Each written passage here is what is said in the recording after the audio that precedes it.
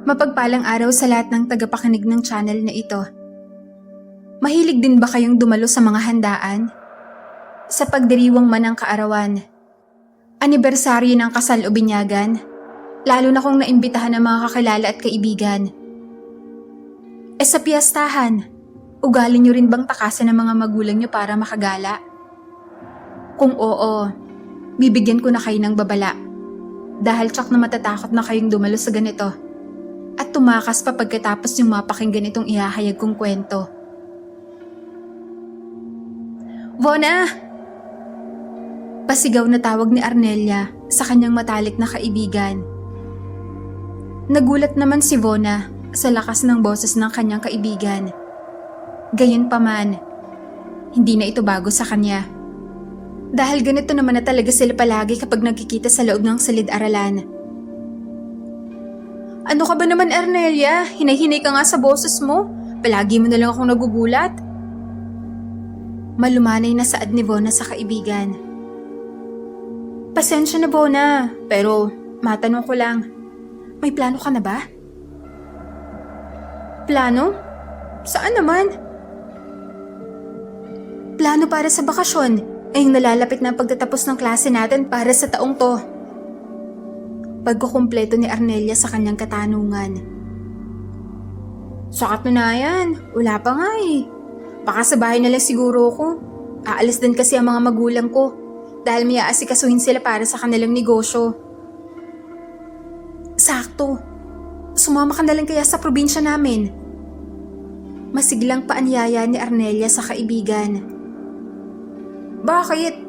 Anong meron? Piyesta kasi sa amin doon sa probinsya ngayong Abril. Pangako, masaya ron. Hindi rin naman siguro ako mapapayagan ng mga magulang ko, lalo na malayo. Malungkot na saad ni Vona. Talagang hindi ka papayagan kung magpapaalam ka, no? Pag-iisipan ko muna, ha? San ba yan? Sa Capiz, maikling sagot ni Arnelia. Hindi ba't marami mga aswang sa lugar na yon? Biglang saad ni Vona matapos marinig ang probinsyang tinura ng kanyang kaibigan. Sobra ka naman? Sabi-sabi lang naman yan ng mga karamihan. Tingin mo na rin sa akin isang aswang? Malungkot na salaysay ni Arnelia. Hindi naman sa ganun, no? Siyempre, yun ang paniniwalaan na nakararami. Kaya talagang sasagyan sa isipan ko, no? Aba, nakakatakot kaya kung sakaling totoo ang mga aswang-aswang na yun. Nanatili lamang na tahimik si Arnelia. Baka sa mukha nito ang pagkadismaya sa kaninang sinabi ng kaibigan na si Vona. Huwag ka na malungkot, oh.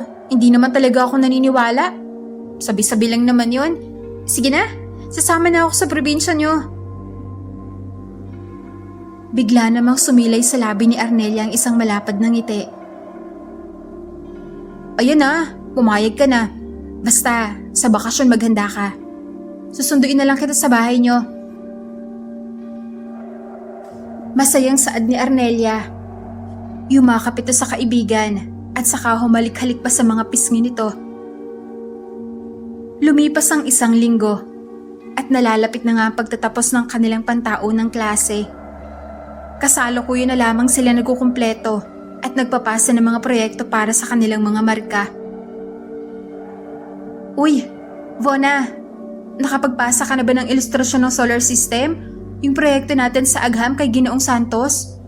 Huling araw na rin ng pagpapasa ngayon eh. Tanong ni Arnelia nang makita si Vona na nag-aayos sa mga gamit nito sa kanyang bag. Hindi pa nga eh, magpapasa pa lang ako ngayon. Inayos ko lang itong mga gamit ko. Ang dami ko rin kasing basura sa bag ko eh. Hindi pa rin nga ako eh. Halika, sabay na tayo magpasa. Pag-aaya ni Arnelia sa kaibigan. Ngumiti naman si Vona at sabay nilang binagtas ang daan patungo sa kung nasaan si Ginoong Santos. Matapos sila magpasa ng kanilang proyekto, ay naglakad na sila muli, pabalik sa kanilang silid-aralan Tahimik silang pareho nang biglang nagsalita na naman si Arnelia. Dahilan para muling magulat si Vona. Siya nga pala. Hindi na naituloy ni Arnelia ang kanyang sasabihin dahil suminghal sa kanya ang kaibigan. Ano ka ba naman, Arnelia? Palagi ka na lang naman ang gugulat eh. Napaka-nervyosa mo naman. Sagot ni Arnelia na medyo natatawa sa reaksyon ni Vona. Sa kanya tinuloy ang kanyang pakay na sabihin. Ipapaalala ko lang naman na sa susunod na linggo na ang biyahe natin papuntang probinsya. Total, tapos na naman ang klase at huling pasok na natin itong darating na Biyernes. Ay, oo nga pala no. Munti ko nang makakalimutan ang tungkol sa bagay na yan. Grabe naman kasi ang dami ng gawain at proyekto na kailangan nating maipasa bago matapos. Nakaligtaan ko na tuloy. Buti pinaalala mo. Hayaan mo, ihahanda ko na kaagad ang mga gamit ko para na madiretso alis na lang tayo sa susunod na linggo. Dumaan ang isang linggo at bakasyon na nga na magkaibigan mula sa napakapagod na taon ng klase sa paaralan. Tuloy na rin ang kanilang pag-alis patungo sa probinsya ni Arnelia. At dumating na nga ang araw ng kanilang pagbiyahe. Kasalukuyan ngayon na hinihintay ni Arnelia ang kaibigan na si Vona. Vona, tara na! Bilisan mo! Sigaw ni Arnelia mula sa labas ng bahay ng kaibigan. Eto na! Sandali lang! Makalipas ang mahigit 1 minuto ay lumabas na rin ang dalaga. Tanga ng isang maletang naglalaman ng kanyang iba't ibang mga gamit. Magbabakasyon lang ba tayo o maglalayas ka na? Pangaasar ni Arnelia sa kaibigan habang tumawa ng bahagya. Tulungan mo na lang ako kaysa asarin at pagtawanan mo ako riyan. Ipinasok na nila sa sasakyan ng mga gamit ni Vona at itinabi ito sa mga dalahin at bagahe ni Arnelia. Bigla namang humbagalpak ng tawa si Vona nang makita ang dami ng dalang gamit ng kanyang kaibigan. Kung makatanong ka naman sa akin kung bakasyon lang ba ang pakay ko o paglalayas, ikaw pala itong buong gamit na ng bahay niyo ang dinala eh. Malakas na saad ni Vona habang humahalakhak sa harap ng kaibigan. Nakitawa na lamang si Arnelia sa biro ng kaibigan. May ibinulong ito sa kanyang sarili na narinig ni Vona kaya tinanong siya nito. Ano namang binubulong-bulong mo riyan? Napipikon ka no? Magbibiroan lang naman tayo eh. Lumingon si Arnelia sa kaibigan, saka ngumiti at umiling-iling. Pagkatapos noon, ay sabay na silang sumakay sa sasakyan at bumiyahe papuntang Capiz. Habang nasa loob ng sasakyan, ay nag-uusap lamang silang dalawa para malibang at hindi mainip sa paglalakbay.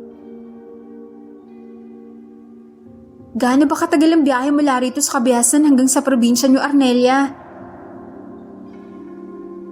12 hanggang 14 na oras. Buti na lang, medyo mabilis magmaneho itong naarkila kong sasakyan na driver. Sana pala, hindi tayo abutan ng matinding traffic, no? Kundi, nako, tsak na matatagalan tayo nito.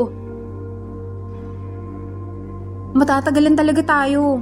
Aba, kailangan din nating huminto sa kahit na anong karinderya para kumain, no? Sagot naman ni Vona. Di na kailangan. Nagdala na rin ako ng baong pagkain. Eto na lang kainin natin. Para tuloy-tuloy na rin ang biyahe natin. Tugon ni Arnelia, saka itinaas ang isang bag na naglalaman ng mga dinala niyang pagkain. Ilang araw ba tayo dun sa probinsya niyo? 5 araw lang naman, sagot ni Arnelia. Sakto lang pala tong dinala kong isang maletang gamit eh. Kung makasabi ka kanina na maglalayas na ako. Singhal ni Vona dahilan para tumawa muli sila magkaibigan. Nagpatuloy ang kanilang kwentuhan. Maya-maya pa, sumilip si Vona sa bintana ng sasakyan. At napansin niya ang kanilang dinaraanan ay tila malayo na mula sa kabihasnan. Nasaan na ba tayo? Anong lugar na to? Hindi ko rin alam eh. Bihira lang din kasi akong umuwi sa probinsya namin, kaya hindi ko pa gaano kabisado ang ruta, pati mga lugar na madaraanan. Tugon naman ni Arnelia. Grabe, maghapon lang tayo nakaupo pero parang pagod na ako. Ang sakit na rin ng puwetan ko. Nakakangalay din palang ganitong pwesto. Reklamo ni Vona na inuunat ang kanyang puwetan, pati na rin ang kanyang likuran, na kanina pa nangangawit sa pagkakaupo. Oo nga eh, ang mabuti pa siguro, matulog ka na muna. Para pagdating natin doon, ma-enjoy mo kagad ang unang araw palang pagdating natin.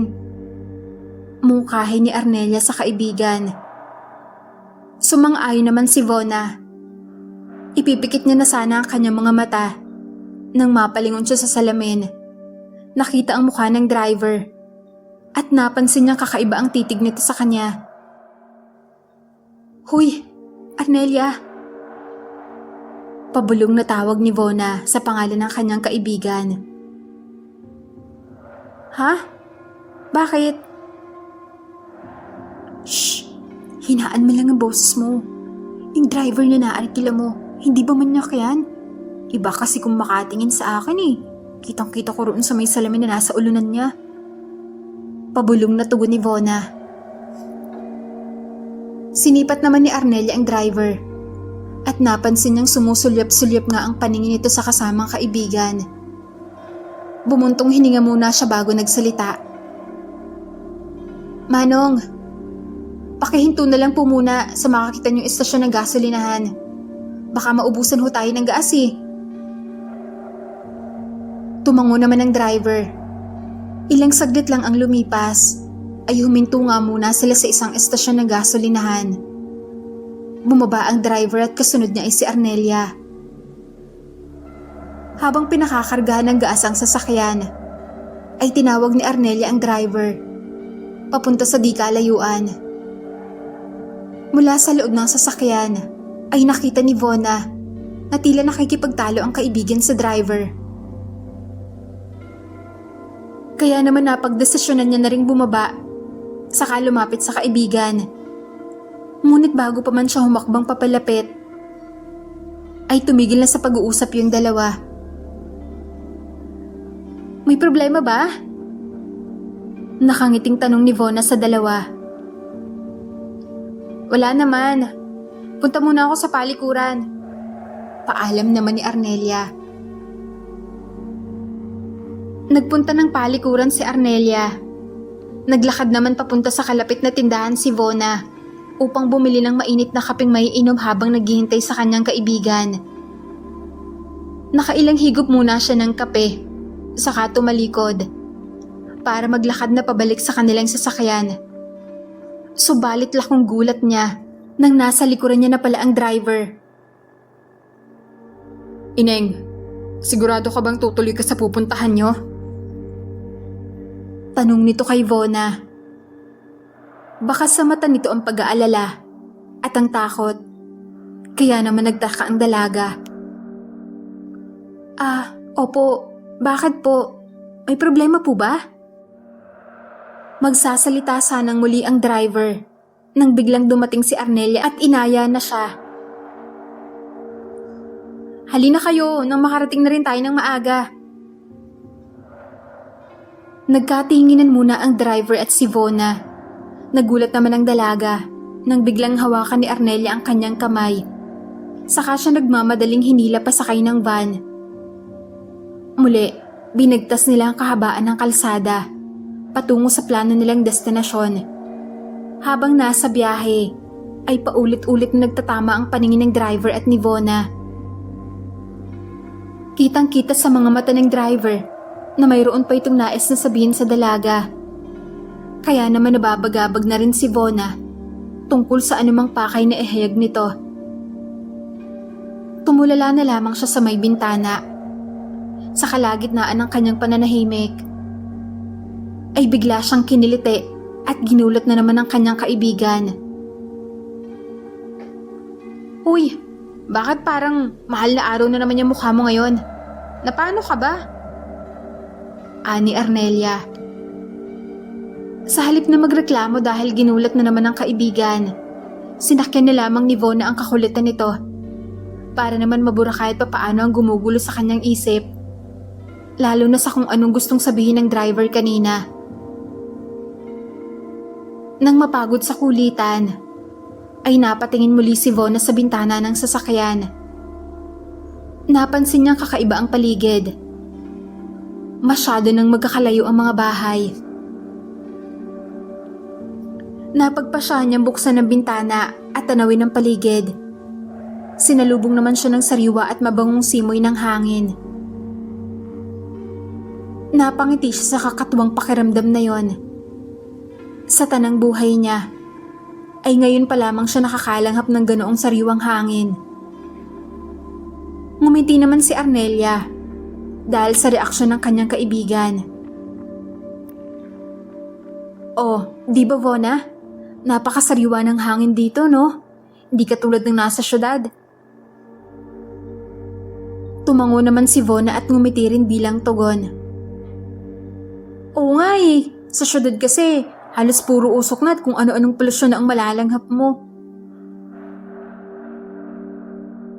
Makakahinga ka lamang ng maluwag kapag nakapasok ka na sa isang establishmento na mayroong aircon. Dito kasi talagang natural at sariwa ang hangin eh. Nakakagaan ng pakaramdam lalo ng tanawin. Hindi magusali. Pagsang-ayon ni Vona sa sinabi ni Arnelia. Ang kaninang nababagabag ng kalooban ay napuno ngayon ng pananabik. Lalo na't kakatuwa ang pakiramdam niya ngayon. Magbubukang liwayway na ng mga oras na yon. Kitang-kita ang kalawakan ng paligid. Dahil sa magkakalayo nga ang bawat bahay, pati paglubog ng araw ay posible mo ring matanaw na siyang pinagmamasda naman ng magkaibigan. Tahimik pa rin sila sa biyahe, ngunit binasag muli yun ni Vona. Arnelia, malapit na ba tayo? Konting usad na lang, malapit na tayo sa barangay hall. Tapos mula roon, sasakay na lang tayo ng tricycle papunta kay na Tita Belen. Kapatid siya ni Mama, at sa kanya tayo makikituloy. Tugon naman ni Arnelia. Maya-maya pa ay dumating na rin sila sa tinutukoy na barangay hall ni Arnelia, kung saan ay naroon din ang sakayan ng tricycle. Pagbaba nila ay kaagad na lumapit si Arnelia sa isang matandang lalaki roon. Si Vona naman ay halos mapasigaw sa gulat nang biglang habulutin ng driver ng sasakyan ang kanyang braso. Ngunit napigilan niya nang marinig ang sasabihin nito. Ineng, umalis na tayo rito. Bakit po ba Manong? Ano po bang problema? Tanong ni Vona na halatang naguguluhan sa ikinikilos ng driver. Hindi tayo ligtas sa lugar na to. May balibalitang aswang daw ang mga nakatira sa kabuuan ng lugar na to. Nanumbalik ang takot ni Vona at tumindig ang kanyang mga balahibo dahil sa kanyang narinig. Ngunit hindi siya nagpatinag. May tiwala siya sa kaibigan at siyak na sabi-sabi lamang yun ang nakararami. Ngunit hindi niya pa rin maiwasang magtanong. Gaano po kayo kasigurado? Ano po bang nalalaman niyo tungkol sa lugar na to? Ang lugar na to ang kinikilalang pugod ng mga aswang. May taong minsan na nakaligtas mula rito at yun ang nagkwento sa akin. Ayon sa kanya, muntik na raw siyang gawing handa sa piyesta ng mga aswang. Paano naman po siya nakaligtas?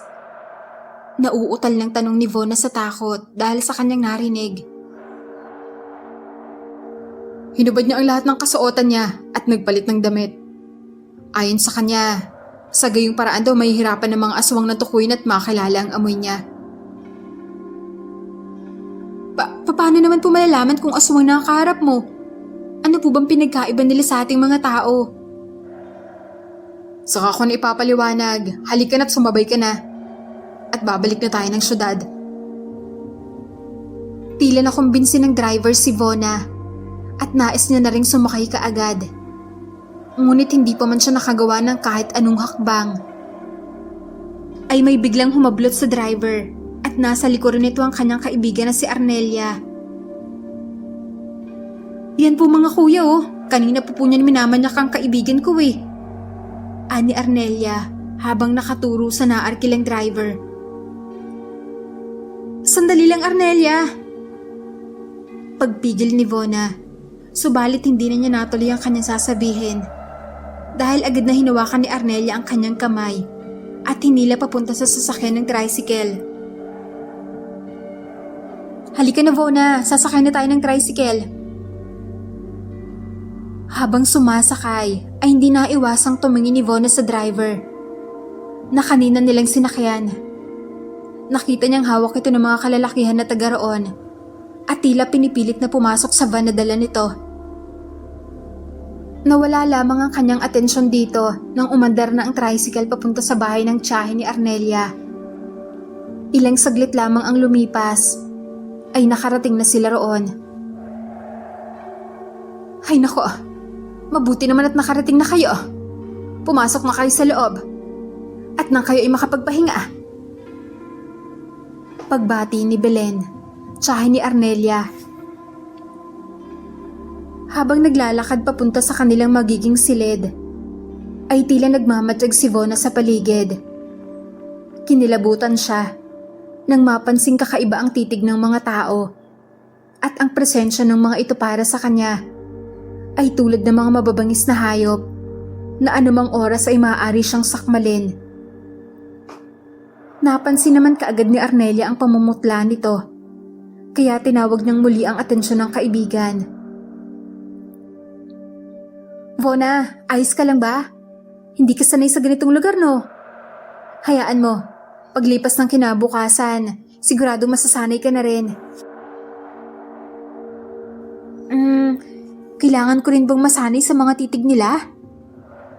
Pabulong na tanong ni Vona kay Arnelia habang patuloy sa paglalakad. Yan ba? Huwag mo na lang silang pansinin. Ganyan talaga ang mga yan. Nakarating na nga sila sa gagamitin nilang silid. Habang namamalagi sila sa probinsyang ito dahil sa labis na pagod. Pagkalapag pa lamang ng kanyang mga gamit, ay kaagad nang nahiga si Vona at nakatulog. Gabi na nang siya ay magising, matapos marinig ang nakakakilabot na alulong ng isang aso. Napabalikos ito sa pagbangon at saka naupo sa papag. Bumuntong hininga siya upang gumanang pakiramdam, ngunit laking gulat niya nang biglang bumukas ang pinto at iniluwal nito ang kaibigan niyang si Arnelia. Wisit ka talaga kahit kailan? Saad ni Vona habang napakapit sa kanyang dibdib dahil sa gulat. Bakit na naman ba? Para ka na naman nakakita ng multo ah. Napangisi na lamang si Vona nang alanganin. Halika na Vona, kain na raw tayo.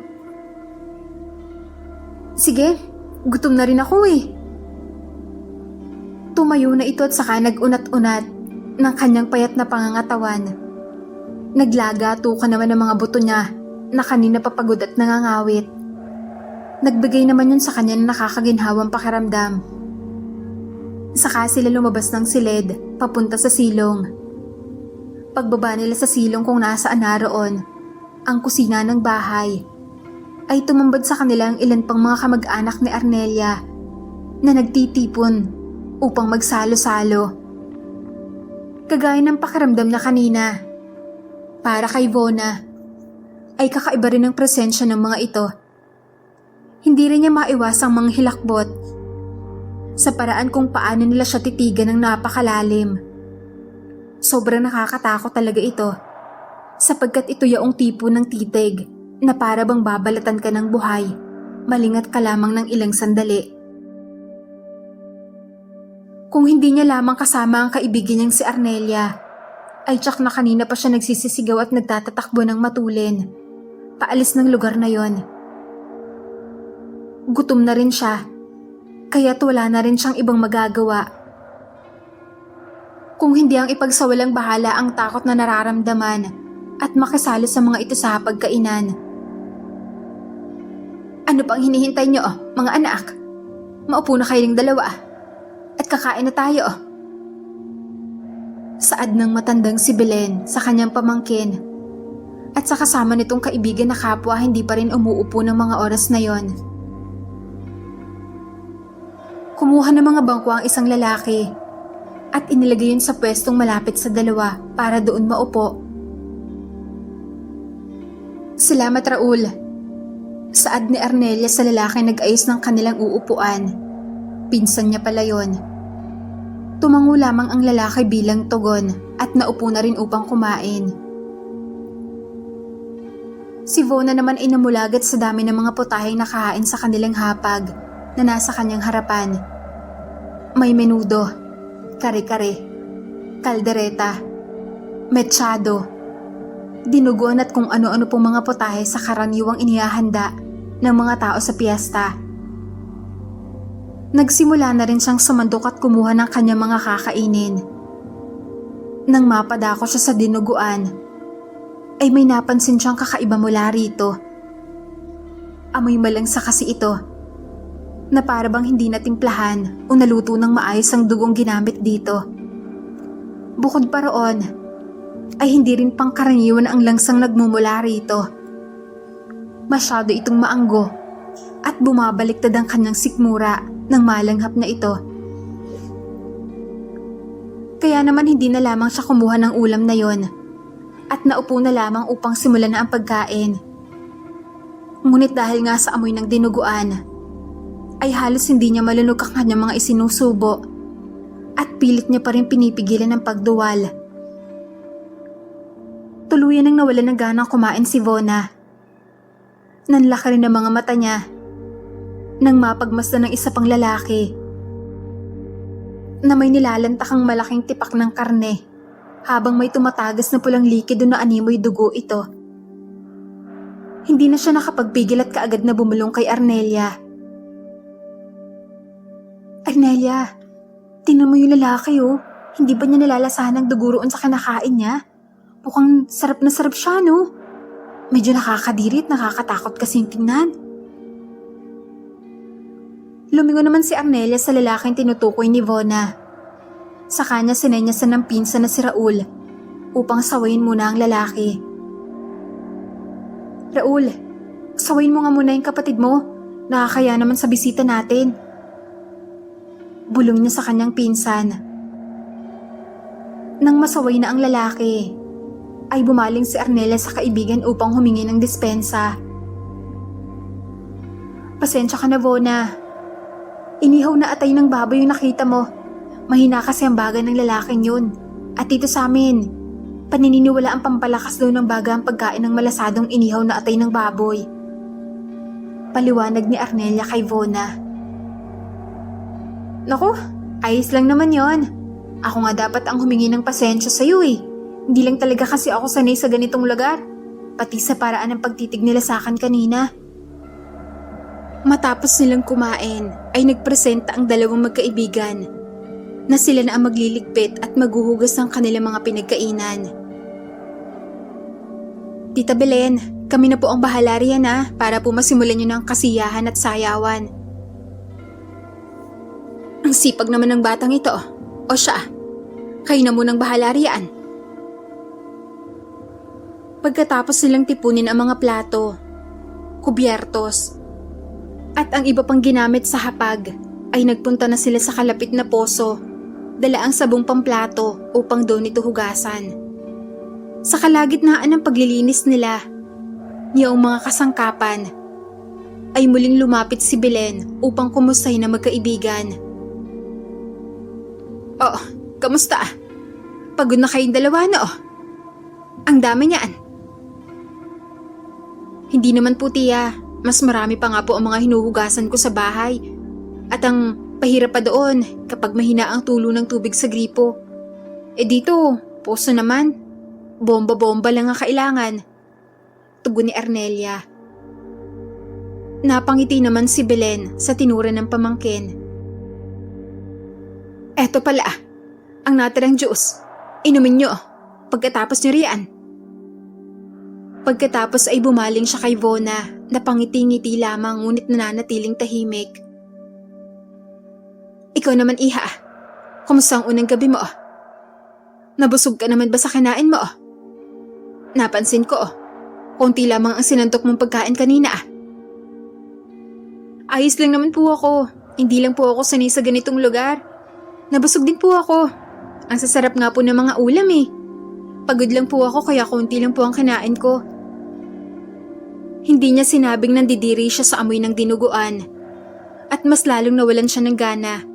Matapos makita ang lalaki kaninang kumakain ng malasadong inihaw na atay daw. Ayon sa kaibigang si Arnelia. Bilang pagbigay galang na lang din sa mga tumanggap sa kanya. Bilang bisita sa lugar na to. Matapos sila maghugas, ay nagtungo muna sa kanilang silid na magkaibigan. Saka sila nagbihis at nag-ayos ng kanilang mga sarili bago muling lumabas para makisama sa kasiyahan.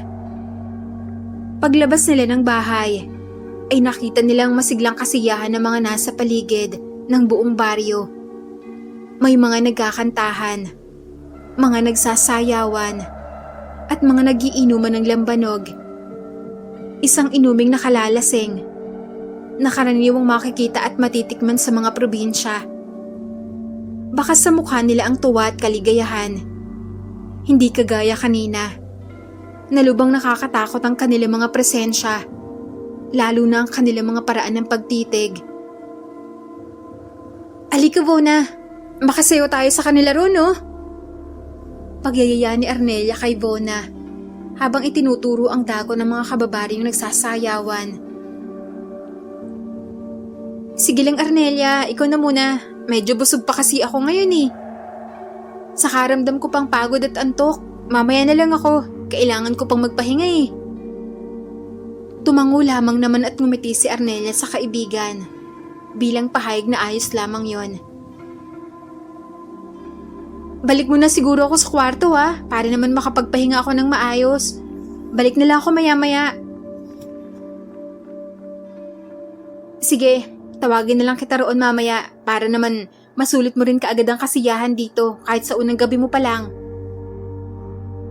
Akma na sanang tatalikod nang biglang may sumulpot na lalaki mula rito. Si Raul pala yon. Mukhang busog na busog ka pa rin, Binibini ah. Ani nito, habang may nakakatakot ng isinakapustura sa kanyang mukha. Ano ka ba, Raul? Huwag mo nga ginugulat at tinatakot ang kaibigan ko. Ako lang ang may pahintulot na gumawa nun sa kanya. Sabat naman ni Arnelia sa ginawa ng pinsan. Wawa, kailan ka pa nagkaroon ng pahintulot, Aber? Umismid lamang si Arnelia. Si Vona naman ay tuluyan na naglakad papasok ng bahay at bumalik ng kanilang silid. Pagpasok niya sa kanilang kwarto, ay sumilip muna siya saglit sa bintana. Nakita niyang hinila ni Arnelia sa braso si Raul at dinala sa isang madilim na kakahuyan. Tila ba pinapagalitan ito. Napabuntong hininga na lamang ang dalaga. Sa asta at ikinikilos ng kakatuwa ng kaibigan at ng mga tao sa baryong ito. Normal at maayos naman ang pakikitungo kay Vona ng kanyang kaibigan na si Arnelia. Ngunit hindi niya maiwasang mapag-isipan din ito ng kung ano-ano. Mula nang marinig niya ang babala ng driver na sinakyan nilang dalawa kanina. Paano nga naman kung totoo ang paniniwala ng karamihan? Kailangan niya mag-ingat. Kailangan niya magdoble ingat. Humiga na muli siya sa papag, ngunit hindi siya natulog. Sa halip ay naging sensitibo at mapanuri lamang sa paligid. Nakaramdam siya sa bawat sulok nito. Ilang sandali pa ang lumipas, ay nakarinig siya ng mga kaluskos mula sa bubong ng bahay. May naulinigan din siyang parang paghangos, umabigat na paghinga ng isang mabangis na hayop. Laking gulat niya na lang. May biglang kumalabog sa labas ng kanilang tinutuluyang silid na tila may bumagsak na nilalang mula rito. Napalingon si Vona kaagad sa pinagmula ng kalabog at at nasipat niya ang isang maliit na butas na nasa dingding ng kwarto. Lumapit siya roon at sumilip din sa butas. Naaninag niya ang isang lalaking nakahubot-hubad na tanging pang ibabang saplot lamang ang suot. Hindi man malinaw, subalit bakas na rin sa balat nito na nababalutan yun ng langis dahil kitang-kita ang pangingintab nito sa kabila ng pagiging moreno. Sinisiyasat niya pa ng maigi kung sino yon, ngunit napaiktad na siya nang biglang may kumatok sa pintuan. Napaiktad siya at halos mapamura ng marinig yon. "Vona! Vona! Vona!" Paulit-ulit na pagtawag ni Arnelia sa pangalan ng kaibigan mula sa labas ng silid na yon. Nagmamadaling tumayo si Vona upang buksan ang pinto, ngunit sinikap niyang kumalma at magpanggap na walang nakita bago niya gawin yon. "Halika muna sandali, Vona. Tagay lang muna tayo. Konti lang naman eh." Pagyayaya ng inuman ni Arnelia kay Vona, tangan-tangan ng isang bote ng lambanog sa kamay nito. "Iinom talaga tayo niya nang walang pulutan o kanakain man lang?" tanong naman ni Vona. "Aba, di tara at kumuha muna tayo sandali ron sa baba." Bumaba silang muli at kumuha ng ilang putahe, kagaya ng sisig, kilawin, saka ilang supot ng mani na kanilang na magiging pulutan sa gabing yon. "Tara na ulit sa kwarto sa taas, Vona. Alam ko namang hindi ka pa komportable rito sa babae." Pagtawag muli ni Arnelia kay Vona. Sabay silang pumanhik at dumiretso sa kanilang kwarto. Doon nga sila kumain at uminom ng lambanog. Habang nagiinuman, ay wala ring patitang kwentuhan at tawanan na magkaibigan. Maya-maya pa, ay biglang napatanong si Vona. "Ngayon ba mismo ang piyesta rito sa inyo, Arnelia?" "Hindi, 3 araw ang piyesta namin dito. Bukas pa talaga ang simula nun, pero inagahan lang nila tita ang selebrasyon. Mamayang madaling araw naman, kakatayin ang magiging alay." Sagot ni Arnelia, habang bakas sa mukha na napapaklahan sa kanyang iniinom. Ha? Anong alay?" Nauutal na takang tanong ni Vona. "Alay, para sa masagana at masayang buhay ng mga taga rito sa baryo. Halika, silip tayo sa bintana." Itinuro ni Arnelia kay Vona ang isang ribulto sa hindi kalayuan na hugis tao. Ngunit ang ulo nito ay mistulang iwinangan sa isang gutom na lobo. Nababalutan ito ng puti. Ngunit marumi ng tela sa katawan nito. Nanindig ang balahibo sa buong sistema ni Vona sa napagmasdang yon. Ano ba yan?" takang tanong ulit ni Vona. "Yan si Apo. Siya ang kinikilalang patron ng mga taga rito sa baryong to." "Yung ribulto na yun ang sinasamba nila?" taas kilay na tanong ni Vona. "Patron nga nila, di malamang sasambahin nila. Teka, bakit parang namumutla ka naman? Di ba dapat namula ka dahil dito sa lambanog?" Habang tumatagal ay parami ng parami ang tagay na inilalagay ni Arnelia sa baso ni Vona. Ngunit siya mismo ay naunang tamaan ng kalasingan dahil sa iniinom. "Arnelia, magbabanyo muna ako ah." Paalam ni Vona sa papikit-pikit ng si Arnelia. "Sige, bilisan mo lang." Nagmamadaling pumunta sa palikuran si Vona. Sa kanya kinalkal at sinundot-sundot ang kanyang lalamunan. Ito ang naisip niyang paraan upang maisuka ang nainom na lambanog at mabawasan ang kalasingan. Pagkatapos noon, ay bumalik na ulit siya sa kanilang silid. at tinagay na nilang ilang sali ng lambanog mula sa bote.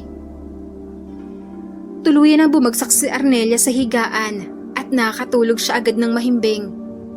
Si Vona naman ay muling bumalik sa banyo para dukutin muli ang kanyang lalamunan nang maisuka ang lahat ng kanyang nainom. Habang ginagawa niya yon, ay bigla namang sumagi sa kanyang isipan ang pahayag ng driver ng sasakyan na inarkilan nila papunta rito sa Capiz, na itong baryong to ang siyang pugad ng mga aswang.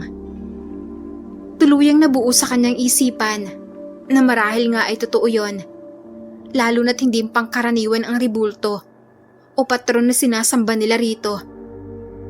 Bukod pa roon, magkakatay ng alay. Anong iaalay? At kung aswang nga ang mga taga rito, ang tamang katanungan siguro ay sino?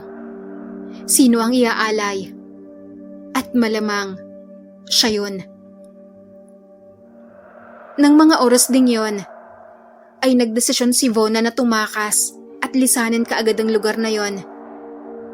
Bumalik muna siya sa silid nilang dalawa ng kanyang kaibigan. Naghubad siya at hinubaran niya rin si Arnelia. Sa kanya isinuutrito ang kaninang saplot niya sa kanyang katawan. Sa kanya ito inayos sa pagkakahiga at tinakluban ng kumot. Nagbihis naman siya ng galing sa mga damit na ibinaon ni Arnelia. Sa ganitong paraan, may hirapan ng mga aswang na tukuyin ang amoy niya. Matapos niyang gawin yon, ay kumaripas na siya ng takbo, palabas at papunta sa likuran ng bahay. Nagtago siya sa isang puno. Matapos niyang marinig ang tila alulong ng mga mababangis na hayop mula sa bahay ng tiyahin ng kaibigan.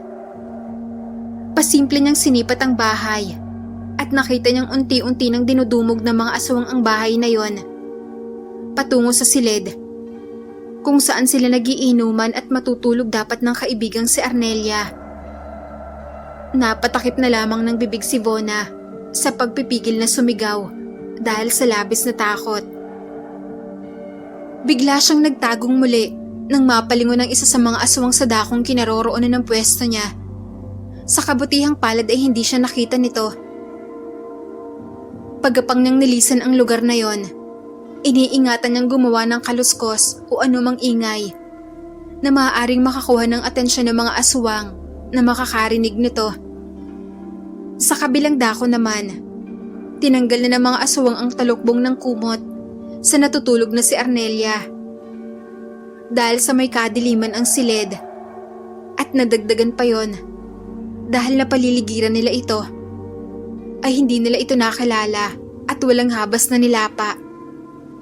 Nagkakagutay-gutay na ang katawan nito nang sumigaw ang isa sa kanila. Si Belen, ang tiyahin ni Arnelia. Hindi. Tumigil kayo. Pamangkin ko yan. Si Arnelia yan. Sigaw ni Belen matapos makilala ang ulo ng pamangkin na muntik niya ng lantakan. Napatigil ang mga aswang na halatang hayok na hayok sa sariwang laman ng tao.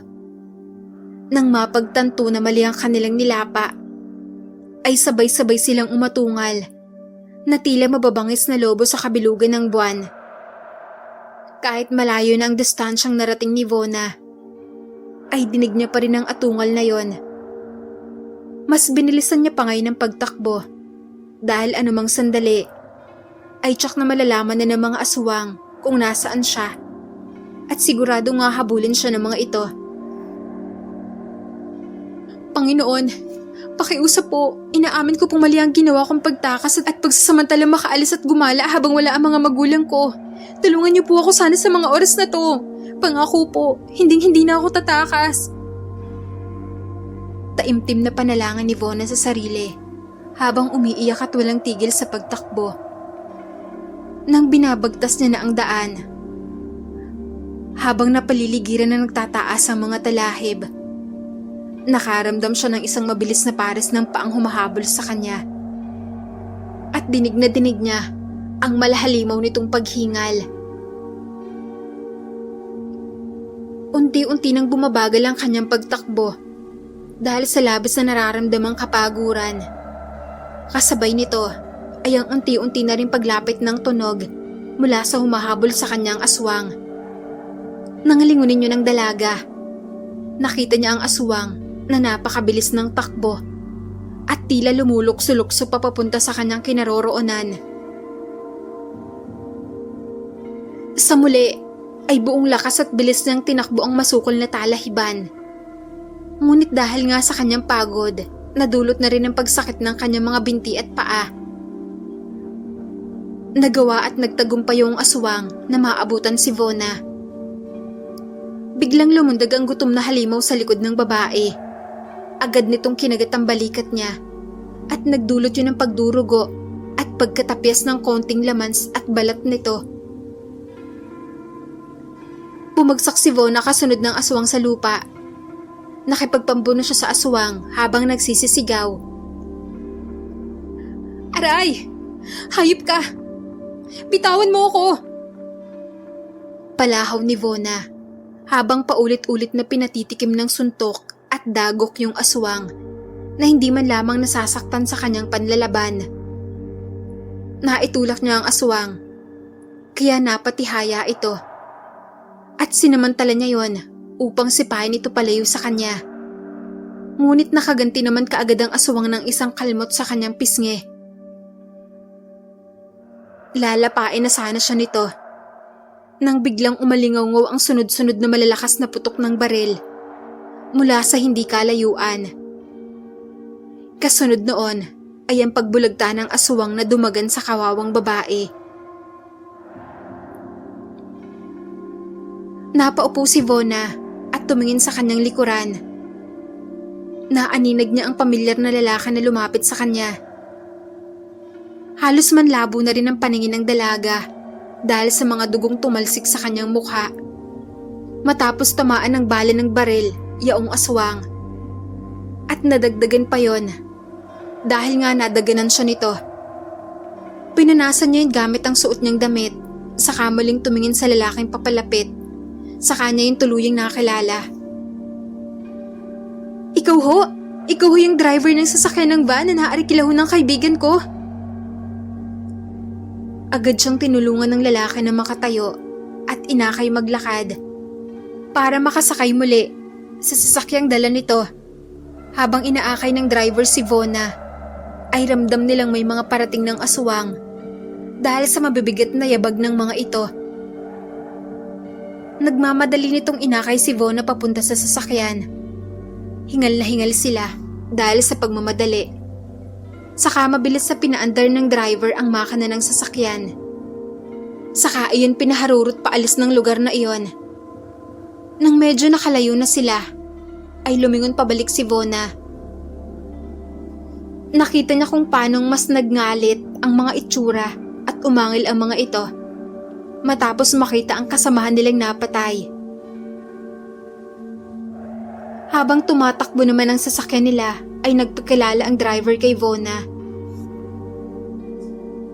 Ako nga pala si Tanoy. Ikaw yung Vona. Tama ba ako? Opo, tama po kayo. Ako nga po si Vona. Iniinda pa rin ni Vona ang sakit ng nakagat niyang balikat. Pati na rin ang hapdi ng kanyang pisnging nagalusan. Dulot ng pagkalmot ng aswang kanina. Kahit na nanghihina, ay kinausap at nagtanong pa rin siya sa driver na nagpakilalang Tanoy. Mang Tanoy, mabuti binalikan at natuntun niyo po ako. Maraming salamat po ha. Pero matanong ko lang po, ano nangyari sa inyo? Matapos namin kayong iwan doon sa may sakay ng tricycle. Noong nakasakay na kayo ng tricycle, naiwan na nga ako roon. Dinala nila ako sa isang abandonadong bahay. Nagulat ako nang para bang nagbago sila ng anyo at tila naging mabangis na hayop ang kanilang asta. Muntik na nila akong lapain at pagpiyastahan doon. Mabuti na lamang, palagi ako may dala nito. Salaysay ni Mang Tanoy at muling ipinakita kay Vona ang gamit niyang baril kanina. Mabuti na lamang lagi kong dala ito, pati ang mga reserbang bala. Maraming salamat po talaga Mang Tanoy, Kung hindi niyo po ako nahanap, tsak na wala na rin po akong buhay. At kalunos-lunos ang sasapitin ko sa mga aswang na yon. Naku Ineng, wala yon. Hindi rin naman kakayanin ng konsensya ko kung may inosenteng mapahamak sa lugar na ito. Basta sa susunod, huwag ang basta-basta sasama kahit pa sa mga kaibigan mo ha. Lalo na kung ganitong malalayong lugar at liblib na probinsya. Talagang hindi na po. Matapos na nangyari sa gabing to, baka hindi na muna ako maglalabas ng bahay namin eh. Hindi ko pa nga po alam kung paano ko maipapaliwanag sa mga magulang ko itong mga sugat na natamo ko. Habang binabagtas nila ang may kadilimang daan, na tanging liwanag lamang mula sa sasakyan ng tumatanglaw. May nabangga silang isang matandang babae na tumatawid sa kalagitnaan nito. Mang Tanoy, may nabangga ho tayo! Saad ni Vona na halatang nagulat sa pangyayari. Bubuksan na sana ni Vona ang pinto ng sasakyan. Ngunit pasigaw siyang pinigilan ni Mang Tanoy. Huwag kang bababa, Vona. Hindi tao ang nabangga natin. Tumingin ka riyan sa side mirror. Wala kang makakitang tao riyan sa likuran natin. Dahil kung totoong may nabangga tayo, dapat nakita na natin dyan. Pero may nabangga nga ho tayo, Mang Tanoy. Ayun no. Lumingon po kayo sa likuran ng sasakyan. Tingnan niyo po. May matandang babae na tumayo at nakayuko. Sagot naman ni Vona habang tinuturo yung nabangga nila kanina. Hindi nga tao yan, Ineng. Sa side mirror mo siya tingnan. Wala kang makikitang reflection niya sa salamin. Kaagad namang lumingon si Vona. Laking gulat niya nang makita at mapatunayang wala ngang reflection sa salamin. Yaong matandang babae na nasa likuran ng sasakyan. Kasunod noon ay ang pagbalot ng hilakbot sa buo niyang katauhan. Mang Tanoy, patakbuhin niyo na po, nasundan po nila tayo. Natatarantang sigaw ni Vona sa driver ng sasakyan. Tumalima naman ang driver at pinaharurot yun muli. Ngunit hindi pa man sila nakakalayo, ay nagulat sila at napahinto ang sasakyan. Nang mamataan nila ang isa na namang lalaking aswang sa hindi kalayuan na nakaharang sa kanilang daraanan. Puno ng langis ang kabuuan ng katawan nito at tumutulo pa ang laway na halatang sabik sa sariwang laman ng tao. Ineng, kumapit ka ng mabuti. Matigas na saad ni Mang Tanoy sa dalaga. Agad niyang pinaharurot ang sasakyan. Plano niyang sadyang sagasaan yung aswang na nakaharang sa daan. Ngunit nang banggain nila ito, ay hindi na umabante pa ang van. Napigilan pala ito ng lalaking aswang gamit ang kanyang dalawang kamay. At halos mapaangat pa ang likurang bahagi ng sasakyan dahil sa labis na lakas ng pagsalpok nito. Kumalma ka, Ineng, wala magagawa at hindi makakatuloy yung pagsigaw mo. Kuhanin mo ang bendetadong tubig dyan sa kompartamento ng sasakyan. Utos ni Mang Tanoy na itinuro kay Vona ang lalagyan na nasa harap nito. Sumunod naman si Vona at nagmamadaling kinuha yon. Nang iaabot na niya ang bendetadong tubig, ay napalingon siya sa likuran ng sasakyan dahil sa ingay na nanggagaling dito. Doon ay namataan niya ang pulutong ng mga aswang na nagsisitakbuhan at luksuhan na halatang galit na galit at natatakam sa dalawang sariwang karne na nais nilang maabutan. Lahat sila ay mga naglalaway at humahangos na parang mga asong nauulol na at wala na sa katinoan.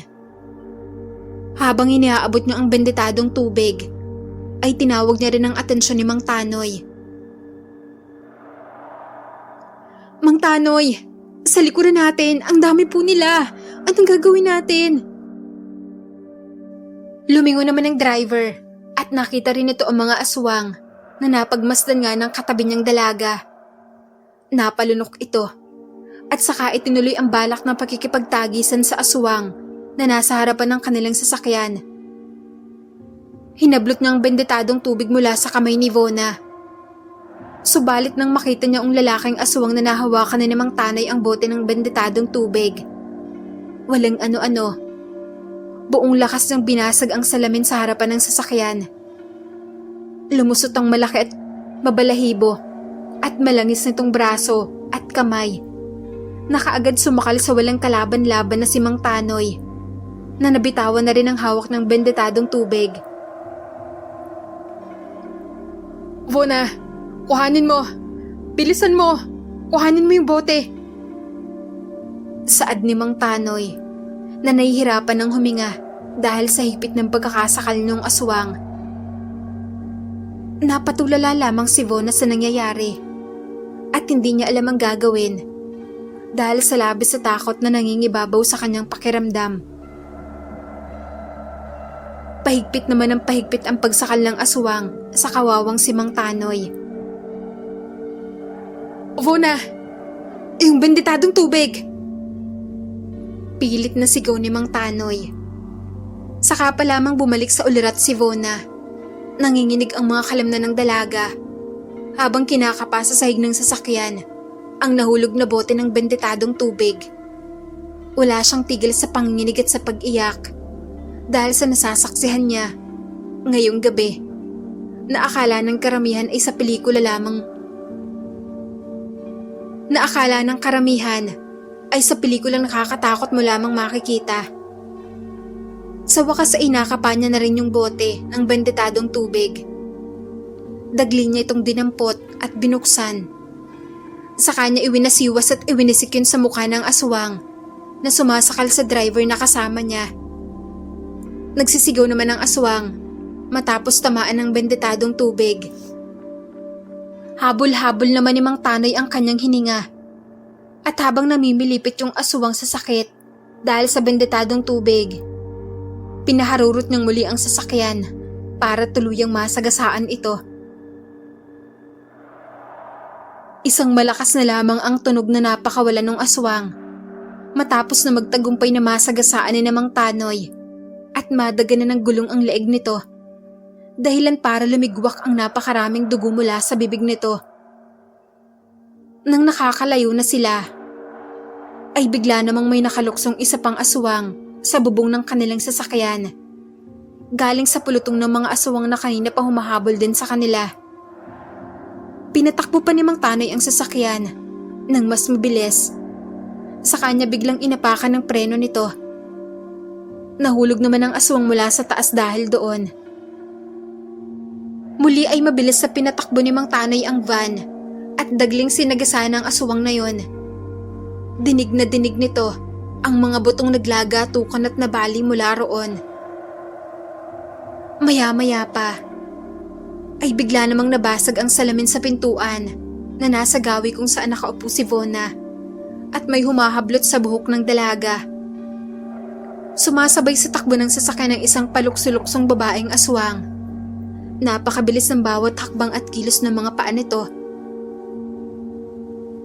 Nagtititili naman si Vona habang pilit siyang hinihila palabas ng aswang mula sa sasakyan. Napunit na ang ilang bahagi sa damit ni Vona dahil pilit din siyang kumakawala sa kapit ng aswang. Bumabaon din ang mga kuko ng aswang na yun sa kanyang mga braso at balikat, kaya nagkasugat-sugat na rin ito. Habang nakikibaka, ay napansin ni Vona sa hindi kalayuan ng isang poste ng kuryente. Pilit na kasing binubuksan yung pintuan kung saan naroon nakasabit ang aswang na humihila naman sa kanya. Nagulat yung aswang matapos mabuksan ng bahagya ni Vona ang pintuan.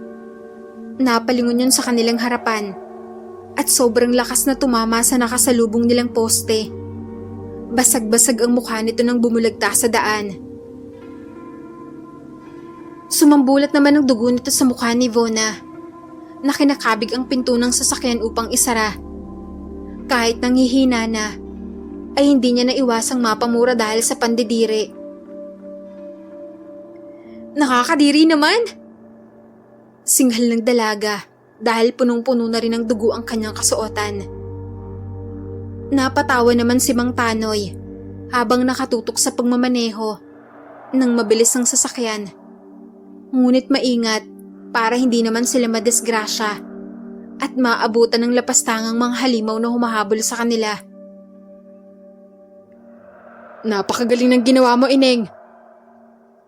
Hinihingal na saad ni Mang Tanoy kay Vona. Napangisi lamang ang dalaga sa kawalan. Ramdam na ramdam niya ang labis na pangihina. Ngunit nananatiling buhay sa kanyang isipan ng pag-asang makakauwi siya ng ligtas at buhay. Hindi niya nanaisin kailanman na mamatay sa ganoong paraan sa kamay ng mga aswang. Marunong ka bang gumamit nito, Ineng? Tanong ni Mang Tanoy sa dalaga habang iniaabot ang tangan niyang baril. Nakuha naman ni Vona ang nais na ipahiwatig nito, kaya naman kinuha niya yon at dumungaw mula sa nabasag na bintana kanina. At pinaputukan ng mga aswang na pilit pa ring humahabol sa kanila. Sinigurado niyang bawat basyo ng bala nito ay tatama sa ulo at sa puso niyong mga halimaw. Bawat putok ay may isang aswang na bumubulagta at humahandusay sa madilim na kalsada. Ipinagpatuloy niya na lamang iyon. Sa tuwing mauubusan naman siya ng bala, ay mauupo siyang muli. Sa kakakargahan ng panibago na mula sa mga reserba na nasa kompartamento ng sasakyan na nasa kanyang harapan. Kahit hinang-hinana, ay asintado pa rin si Vona. Kaya naman nabawasan ng husdo ang bilang ng mga aswang na humahabol sa kanila. Nang maubos ang tuluyan ng mga bala, pati ang kanilang mga reserba, ay napaupo na lamang si Vona habang naghahabol ng kanyang hininga dahil sa pagod. Umuunti na rin ang bilang ng mga humahabol sa kanilang aswang, kaya naman hindi na siya nababahala pa. Ineng, uminom ka muna. Saad ni Mang Tanoy habang iniaabot sa kanyang isang bote ng tubig.